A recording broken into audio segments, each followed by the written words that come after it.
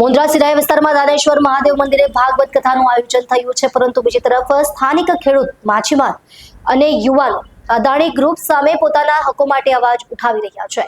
જમીન કબજાના આરોપો, ગૌચર ઉપર દબાણ, પ્રદૂષણના કારણે આરોગ્ય અને ખેતીને થઈ રહેલા નુકસાન સહિત લોકલ રોજગારનો અભાવ, આવા અનેક પ્રશ્નો વચ્ચે કંપની દ્વારા ધાર્મિક કાર્યક્રમો કરી સારા ચહેરાનો દેખાવ કરવાનો પ્રયત્ન થઈ રહ્યા હોવાનો લોકોનો આરોપ છે. જમીનો છીનવવા સાથે ખેડૂતોની જમીનમાં વીજ લાઈનો નાખવામાં આવે છે. આજુબાજુના વિસ્તારમાંથી જે યુવા લોકોને રોજગારના પ્રશ્નો નડી રહ્યા છે, જે રોજગારી મળી રહી છે, પણ જે નજીવા વેતનથી નોકરી એ રાખવામાં આવે છે, સાથે શોષણ પણ થઈ રહ્યું છે. ગૌચર જમીનની ઉપર દબાણ કરી ગૌચર જમીનો કોઈ પણ કંપનીને સોંપવામાં આવે છે અને કંપની દ્વારા ગામ તળમાં રહેલી ગૌચર પોતાની હદમાં હડપવા માંગે છે.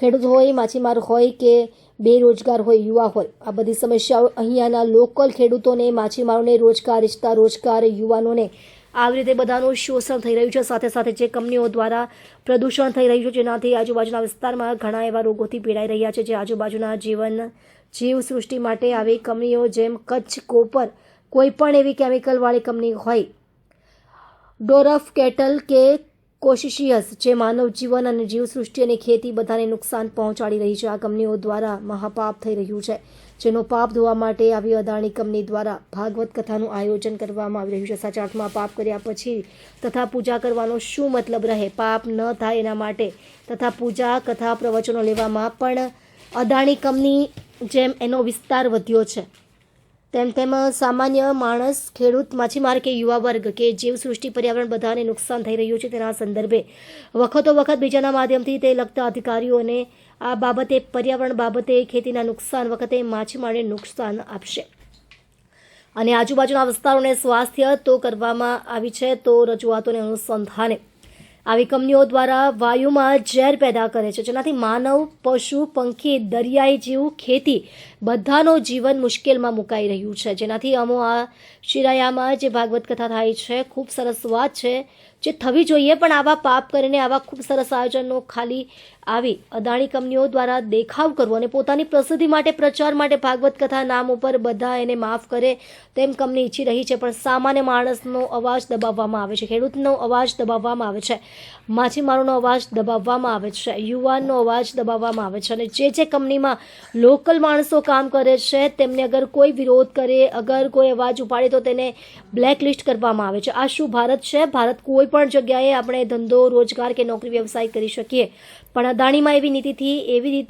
રીતેથી અદાણીનું સામ્રાજ્ય ચાલે છે કે તમે વિરોધ કરો તો તંત્ર તમારા ઉપર ફરિયાદી બને છે અને આવે, જેનો વિરોધમાં શિરાચા, કાંડાગરા, નવીનાર, આજુબાજુના ગામડા, મુન્દ્રા તાલુકાના મુન્દ્રામાંથી એનો વિરોધ થઈ રહ્યો છે. આ વિરોધમાં મોટા કાળાગરાના વિજેન્દ્રસિંહ જાડેજા, ભરતસિંહ દેડા, ગજેન્દ્રસિંહ ઝાલા, ગજેન્દ્રસિંહ ચૌહાણ, પ્રશાંત રાજકોર, વિજય માતંગ, રાણાભાઈ મહેશ્વરી તેમજ સામાજિક કાર્યકર સમા અબ્દુલ મજીદ મુન્દ્રાવાળા સાથે અનેક લોકો આ વિરોધમાં જોડાયા હતા. આવતા સમયમાં લડત, પ્રજાની લડત, ખેતીની લડત, દરિયાઈની લડત, યુવા રોજગારની લડત, જ્યાં જરૂર પડશે ત્યાં અમે લોકો આવી કંપની વિરુદ્ધ PIL દાખલ કરીશું તેમ જન આંદોલન કરવાની ફરજ પડી રહી છે. તો શું કરશું તે જણાવ્યું. સ્ટોરી ભરત ઠાકોર, કચ્છ.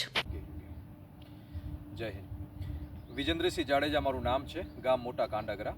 અત્યારે અમે સિરાચાની બાજુમાં આવેલા એક પવિત્ર સ્થાન જે દાંડેશ્વર મહાદેવ મંદિરના આંગણે ઉપસ્થિત છીએ અને અત્યારે આપ મીડિયા ફ્રેમની અંદર આવવાનું કારણ, જે અગત્યનું કારણ છે અને મુખ્ય કારણ છે, જે જરૂરી છે, એ બહુ અગત્યનું કારણ એ છે કે આપ જોઈ શકો છો મારી પાછળ એક ડોમ તૈયાર થઈ રહ્યું છે.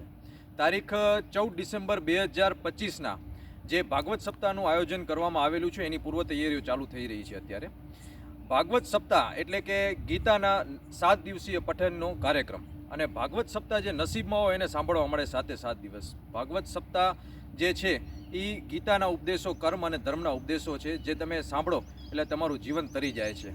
સાથે સાથે જો એમાં વક્તા કશ્યપ મહારાજ હોય તો શ્રોતાને તો જ્ઞાનની ગંગામાં ડૂબકી મારવાનો ચાન્સ મળે છે. એટલે આજે જે ભાગવત સપ્તાહની સાથે સાથે મારે મેન આ વિડીયોમાં આવવાનું કારણ એ છે કે આ જે ભાગવત સપ્તાહ જે રાખવામાં આવેલી છે, ઓર્ગેનાઇઝર છે એ અદાણી છે અને અદાણીનો અમે વિરોધ કરીએ છીએ. અદાણીનો વિરોધ શેના માટે?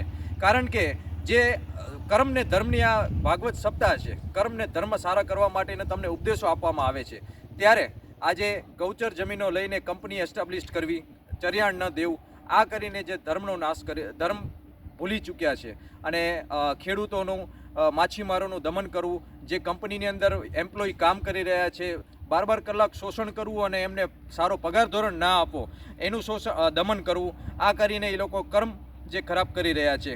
તો આ લોકોને કર્મ ધર્મ નથી નડતો અને એ જ લોકો અહીંયા અત્યારે ભાગવત સપ્તાહનું આયોજન કરી રહ્યા છે. એટલે આસપાસના ગામડાવાળાએ આ સમજવાની જરૂર છે.